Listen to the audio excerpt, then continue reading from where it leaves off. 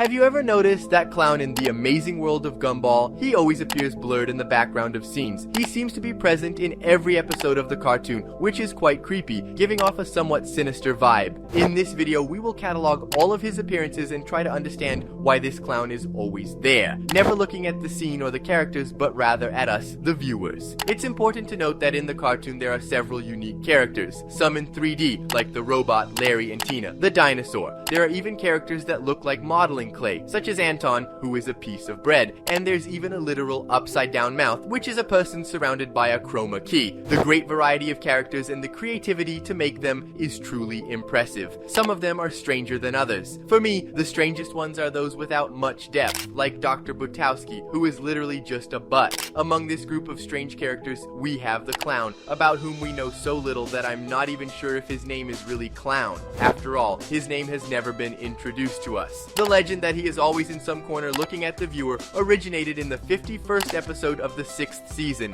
entitled The Curse of Elmore. However, he had appeared before in the 19th episode of the 3rd season, The Procrastinators. In this episode, Nicole, Gumball, and Darwin's mother goes out shopping and says she would be back by 5 o'clock. She leaves a task for the two of them: take out the trash. As the name suggests, they fail in this task, procrastinating as much as they can, that is, until the end. And where does the clown fit into this? In a scene from this episode, while Gumball and Darwin are procrastinating, they come up with something to do and, in a way, kill time. In other words, the two brothers are drawing each other. Gumball draws Darwin beautifully, but when it's Darwin's turn, he includes a bizarre clown in the window. And he does this because the clown was actually there, watching them while they procrastinated. Nicole, already expecting them not to do the task, sends a telegram reminding them of what they need to do. And guess who delivers the telegram? Exactly, the clown. The telegram said, "Take out the trash as I instructed, signed Nicole Watterson." This is the only relevance of this episode for which the clown was inserted, while the second appearance of the clown is a bit more scary, and I would say even sadistic.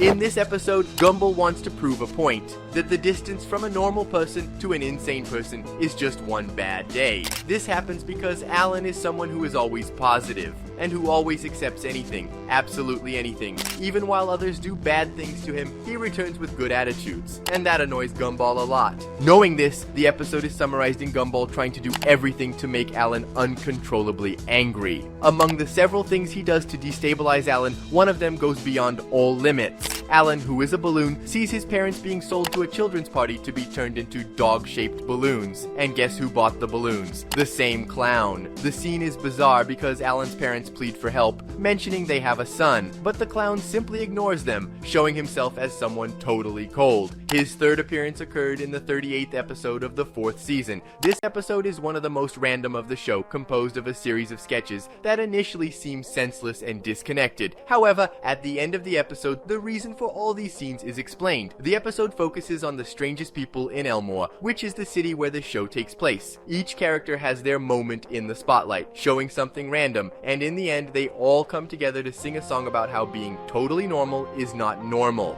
Of course, in an episode that explores strange characters and their peculiarities, the clown also gets his moment. He has a scene singing alone and appears with all the other characters singing at the end. The clown's next relevant appearance was in the 6th season, in the episode The Curse of Elmore, which I mentioned before. And it was in this episode that the clown became a legend, and it is because of him that this video exists. During the plot, Alan and Leslie are out for a walk on Halloween night. It seems that someone tried to create a strange object using plastic and tape, which was left there on purpose. An artifact that was initially thought to be the work of Samara, but it's not. Something I'll explain later, so hang on. Then they find a cassette tape and try to play with it as if it were a yo-yo. Samara explains that it's a tape and kind of forces them to watch its content. The tape contains various excerpts from several episodes of The Amazing World of Gumball. We're talking about many episodes, since the episodes of this show normally last between 10 to 12 minutes. And in this episode, we watched several excerpts throughout all that time. We even visited that episode about the smile virus, Gumball's famous smile tapes. It's in these visited excerpts that the clown myth originated because he is present in all episodes, hidden in some corner and not watching the scene or the characters, but looking directly at us, the viewers. This episode is often cited whenever something strange happens in Elmore. This clown is always lurking, and in fact, all the scenes we see him in are from iconic episodes where something big went wrong, or something very out of the ordinary happened. A theory on Reddit suggests that in these moments, when something goes wrong and the characters become vulnerable, they become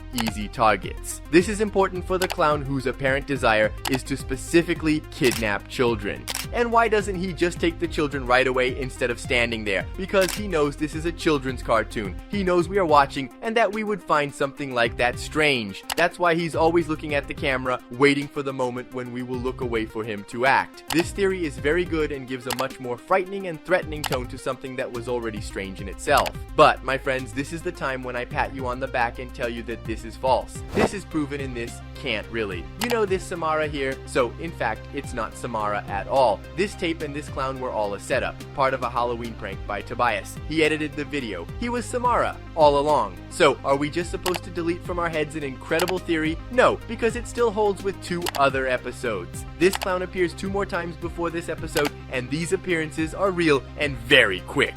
In the 5th episode of the 5th season, we explore the story of how Nicole, Gumball's mother, met Ricardo, Gumball's father. In the scene, Nicole is still a child, and the clown already existed. His appearance is in a scene in traffic. While all the characters are looking at the road ahead, he is again looking at the camera. Pretty creepy, don't you agree? His other appearance was still in the 5th season, in episode 40. This episode, again, is quite crazy, and there's not much to describe about it, because it doesn't make sense. It's a special episode where we see a newspaper reporting things from the city of Elmore. Showing himself as a skilled driver for the 2nd time, our clown appears driving his car down the street. The scene is very quick, and again, he is looking at the camera. It is notable that the creators of Gumball wanted to create a mystique around the clown. The theory that he wanted to kidnap the boys arose in his first appearance, but gained strength with the others. I try to say that Cartoon Network itself would have asked the creators to decrease his appearances, giving him the outcome of being just a prank. But this prank does not erase the fact that he was hired to scare the boys, and does not erase the fact that he always looks at the camera. Another theory is that Nicole would have hired him not only to scare them, but to take care of them all the time. But this theory doesn't make much sense after all. He always appears in other scenes where Gumball and Darwin are not present either. But that still makes some sense. At the end of the day, we still don't have many answers about this character and what he is or what he wants to do. I particularly like to believe that he does have a secret and a mystique around him. It's no wonder that on Halloween he served as a costume for Tobias, but in a very cute way. I hope you enjoyed this video. We cataloged all the appearances of this character. Comment below what you think of this character. Thank you very much for the support, and to you who are looking this far, you can call me Vinny, like the video, and subscribe to the channel. Thank you, bye!